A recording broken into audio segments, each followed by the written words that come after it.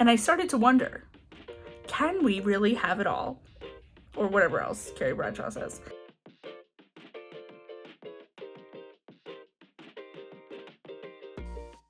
I feel as though there's two wolves that battle it out inside of me, one of which is a block calendar gal, and the other of which is intuitively led and go with the flow. I personally want to start kind of living more of like a do it for the memoir sort of vibe instead of do it for the vine.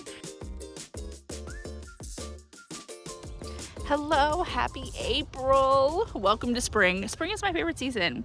I really love spring and fall. The in-between seasons are really it for me, but spring is special because I love seeing everything come to life. I love defrosting both the earth, and also it feels like our social lives defrost in the spring because nobody does anything here in Pennsylvania in Q1 because there's a chance that it could get rescheduled because it'd be snowing. It could snow tonight. I heard somebody say that, and I hope they were lying. I also love April because it's when Brad and I first started dating. Literally 16 years ago today, April 6th, 2010, Brad asked if I would go out with him, as the kids say. So you can't see me, I'm kicking my feet, but it really, feels like lovey-dovey, nostalgic in that way as well. However, the vibes have not been good for me, I feel like, for the last 6 months. I just don't know what I want out of this one precious life that I have, and I do fear I need to start being more intentional. So I'm just gonna warn you, this vlog is gonna be all over the place, so buckle up. Let's chat. So I recently started watching Sex and the City for the first time. I never watched it growing up, and I never had HBO to watch the reruns. So I decided, because Carrie is 32 in season 1 and I'm turning 32 this November, I was like, let's watch it from the beginning. Plus, me and my friends are always sending memes back and forth to each other from the show. And I gotta tell you, I love this show. I love the vibes. I love the nostalgia. I love that it's short and it could be a good background show. And it's just so fun. And I love the girlhood, sisterhood, friendship that it shows. What I do gotta tell you, an unexpected thing that happened while watching the show is all of a sudden I got very nostalgic for working in the city. If you didn't know, I used to live in the Poconos. I still live in the Poconos, but I used to commute from the Poconos to the city every single day for work.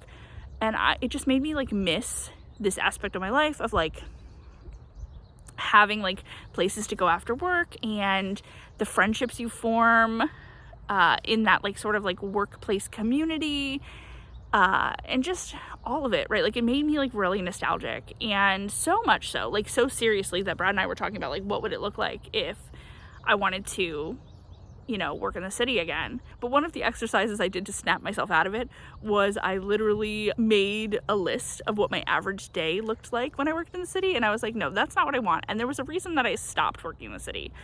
It was a choice to not continue to do the commute or move or what have you. And part of that was that I would wake up at 4:30 in the morning, I would leave my house by 6 a.m. and I did not get home till 10. And my whole life was work, right?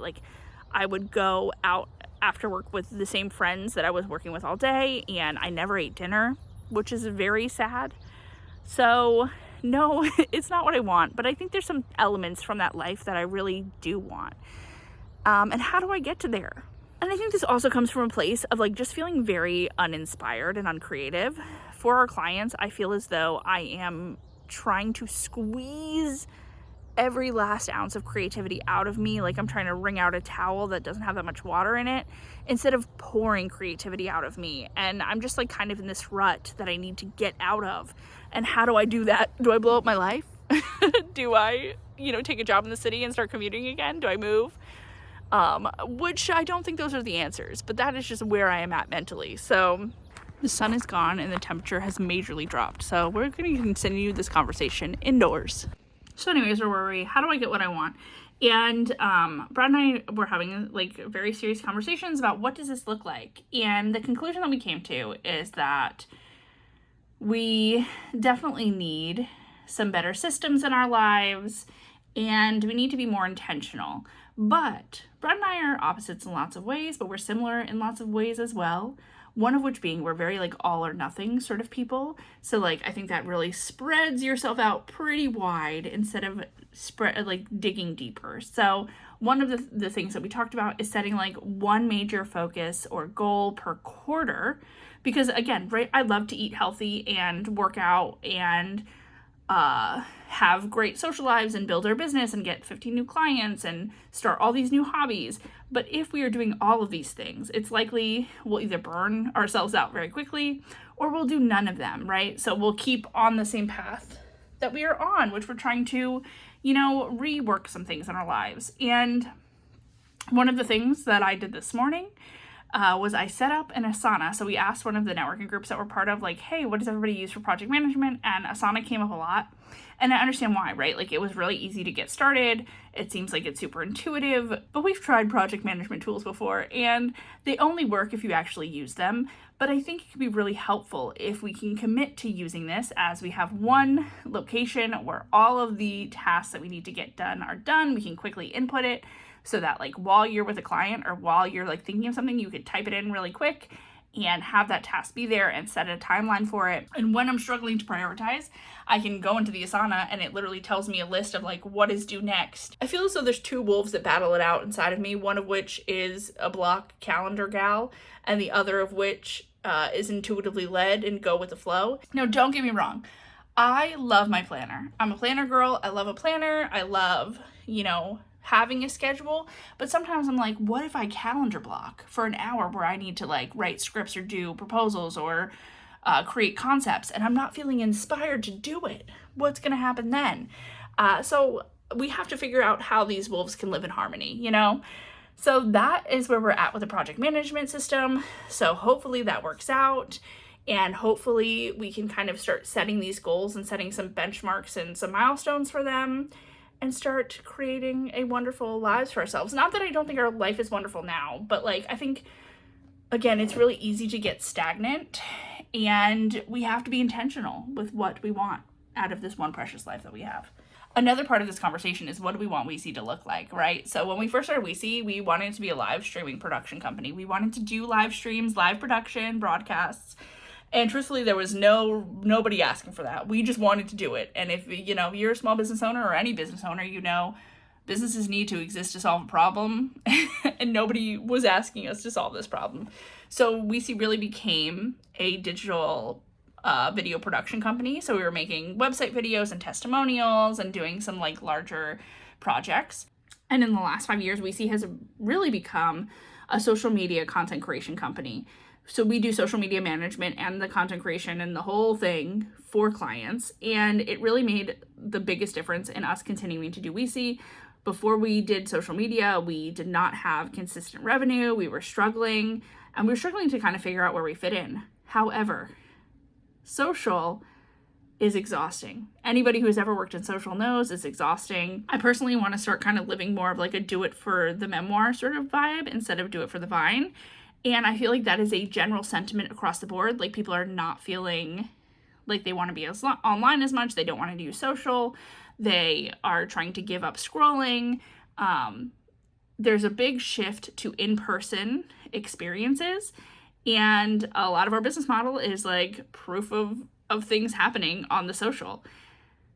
So how do we continue to have a business and continue to provide services when, social feels like it's becoming a little less important in people's overall marketing plans? So we have to figure out what that looks like. And we were talking a lot about how, and I don't really want to, like, I like the social clients we have right now. I think adding any more would not be good for us. Like, we wouldn't be able to focus on our clients and provide them the best, possible work that we could. So what does that look like, and how can we find like a new area that we could really expand and grow and enjoy? Not that I don't enjoy social, but again, think about the rag that I'm trying to squeeze this creativity out of. It's also very funny and very full circle that we've done more live streams in the last 9 months than we've ever done in our business. So who knows? This is where I'm trying to go with the flow a little bit, but also being a little bit more intentional with like, where do we want to start marketing our services? Because in the truth of the matter, we have not been marketing for the last 2 years. So that also needs to change if we want WeSee to be viable. My hair is like doing all sorts of things. So the consensus is that I want to live a little bit more intentionally, and we want to create some goals that are really specific for a few weeks or a few months or whatever that looks like. And instead of trying to do all of the things at once, we get one area of our life, you know, kind of in a place where we like it and build habits in that place. I think that's the big thing, is like when you have some habits or you have some schedules or regularities in places, it's easier to build upon it versus trying to get all of these habits built at once. And I started to wonder, can we really have it all? Or whatever else Carrie Bradshaw says. Anyways, maybe I will do some more vlogs. I have a couple passion projects that I really would love to do, but like I just need to figure out some other things first and get my business in a good place and get things situated. But perhaps I will do a little bit more vlogging on this like goal setting that I am doing and getting my life together and living a wonderful life, a full life, but a life where I feel inspired and creative and I'm getting out of some ruts. I hope you have a wonderful day and let me know what's going on in your life. Okay, bye.